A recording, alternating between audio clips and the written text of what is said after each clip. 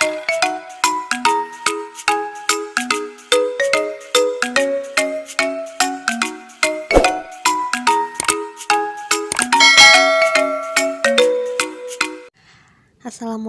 warahmatullahi wabarakatuh. Halo anak-anakku kelas 4, apa kabarnya hari ini?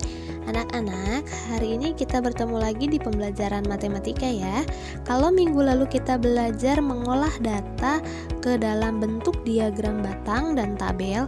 Nah, kalau sekarang kita belajar tentang membaca data dalam bentuk diagram batang. Ya, kalian perhatikan video pembelajarannya berikut ini. Nah, anak-anak, sebelumnya harus selalu kalian ingat ya. Nah, apakah kalian masih ingat materi minggu lalu? Statistika adalah ilmu yang mempelajari tentang pengumpulan data, penyusunan data, pengolahan data, serta menyajikannya dalam bentuk tabel atau diagram. Nah, cara pengumpulan datanya itu kemarin kita bahas ada dua ya. Nah, yang pertama wawancara, itu adalah mengadakan tanya jawab secara langsung atau lisan kepada narasumber. Yang kedua, angket atau kuesioner adalah peneliti atau orang yang mengumpulkan data itu mengajukan pertanyaan secara tertulis dan narasumber mengisi lembar isian tersebut. Jadi diisi oleh narasumbernya dari pertanyaan yang telah diajukan oleh si pembuat. Nah, ternyata ada lagi tambahannya. Yang ketiga adalah pengamatan. Itu peneliti mengamati secara langsung terhadap apa yang ditelitinya tanpa bertanya atau meminta narasumber menjawabnya. Jadi ini tuh diteliti sendiri ya, tanpa bertanya. Nah, tujuan pembelajarannya. Nah, untuk materi hari ini kita akan belajar bagaimana cara membaca data dalam bentuk diagram batang tanpa ada tulisan ya atau penjelasannya. Jadi hanya berupa bentuk diagram batangnya saja. Mengapa sih kita harus belajar seperti ini? Nah, tujuannya itu adalah yang pertama, membaca dan menafsirkan data diri dan lingkungan yang disajikan dalam bentuk diagram batang. Tujuan yang kedua adalah menjelaskan data diri dan lingkungan yang disajikan dalam bentuk diagram batang. Baiklah, kita mulai masuk ke contoh soal yang pertama. Disimak baik-baik ya nak ya. Diagram batang jumlah siswa sekolah SDN Jatiluhur 3. Coba kalian perhatikan, itu ada kelas 1 sampai kelas 6 dan jumlahnya.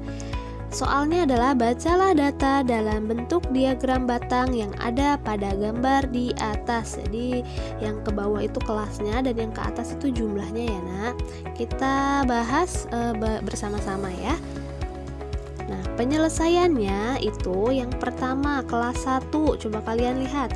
Kelas 1 itu berada di tengah-tengah antara 10 dan 20. Berarti bisa kita simpulkan jumlah siswa SDN Jatiluhur 3 kelas 1 itu sebanyak 15 orang ya. Lalu yang kedua, kelas 2. Kalian perhatikan garisnya itu berada di mana? Nah, kelas 2 itu sudah jelas ya, diagram batangnya itu lurus ke arah 30.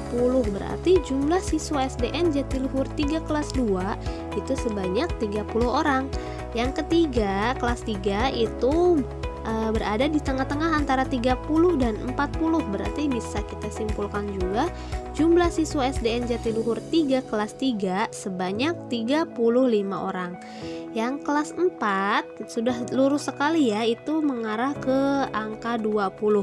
Jadi kita tulis jumlah siswa SDN Jatiluhur 3 kelas 4 sebanyak 20 orang. Lalu kita lihat yang kelas 5. Kelas 5 itu juga lurus ke angka 40. Jadi bisa kita tulis jumlah siswa SDN Jatiluhur 3 kelas 5 sebanyak 40 orang. Yang terakhir kelas 6. Coba kalian lihat. Kelas 6 itu berada di antara 20 dan 30. Berarti kita tulis jumlah siswa SDN Jatiluhur 3 kelas 6 sebanyak 25 orang karena berada di tengah-tengah antara 20 dan 30 ya. Tengah-tengah antara 20 dan 30 itu adalah 25. Nah, selanjutnya yang ketujuh, jumlah siswa yang terbanyak adalah kelas 5. Coba kalian lihat, batang yang paling tinggi itu berada di kelas 5 ya, yaitu berjumlah 40 siswa. Selanjutnya jumlah siswa yang terendah adalah kelas 1, yaitu 15 siswa. Kalian bisa perhatikan batang yang paling terendah itu ada di kelas 1 ya. Jadi, jumlah seluruh siswa SDN Jatiluhur itu adalah 165. Dari mana? Kalian hitung semuanya, kelas 1 15 sampai kelas 6 itu jumlahnya berapa? Dihitung totalnya ya. Jadi itu bisa kita lihat jumlahnya.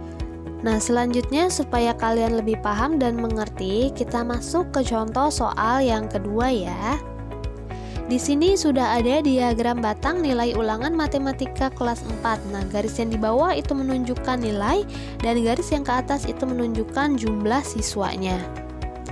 Mari kita selesaikan soalnya berikut ini ya. Kalian lihat yang siswa mendapatkan nilai matematika 50, nilai yang 50 itu ada berapa orang?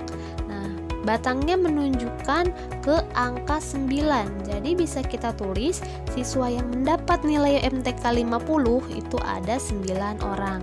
Yang kedua, siswa yang mendapat nilai matematika 60, lihat 60 ya, itu menunjuk ke angka 6. Berarti siswa yang mendapat nilai MTK 60 itu ada 6 orang.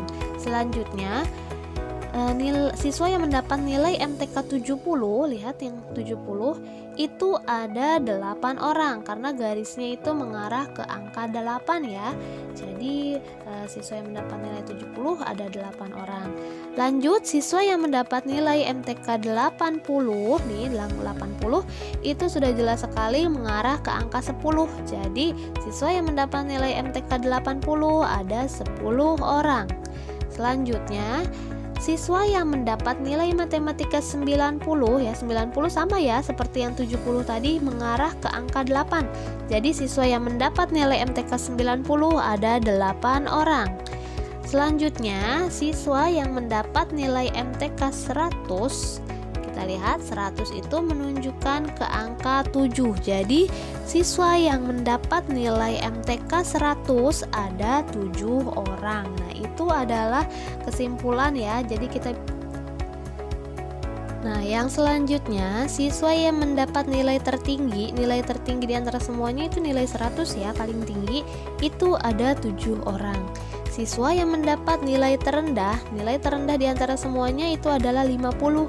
Nah, yang mendapat nilai 50 itu adalah 9 orang. Jadi yang mendapat nilai terendah itu adalah 9 orang.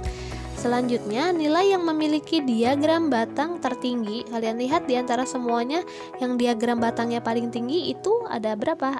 Adalah 80. Jadi nilai yang memiliki diagram batang tertinggi adalah 80.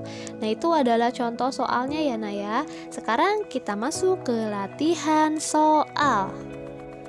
Untuk tugas hari ini itu ada 2 soal ya Nak ya. Soal yang pertama, bacalah diagram batang dari jumlah pengunjung berikut ini. Itu kalian lihat diagramnya dibuat seperti contoh-contoh yang tadi kita sudah bahas ya. Nomor 2, bacalah diagram batang berikut ini. Itu yang ke samping ada hewan dan yang ke atas itu ada jumlahnya. Nah, nomor 2 ini ada Ibu tulis soalnya ya. Soalnya itu ada nomor 1 sampai nomor 8. Kalian tinggal mengikuti di buku tulis ya dan menjawabnya saja. Oke anak-anak, demikian video pembelajaran kali ini.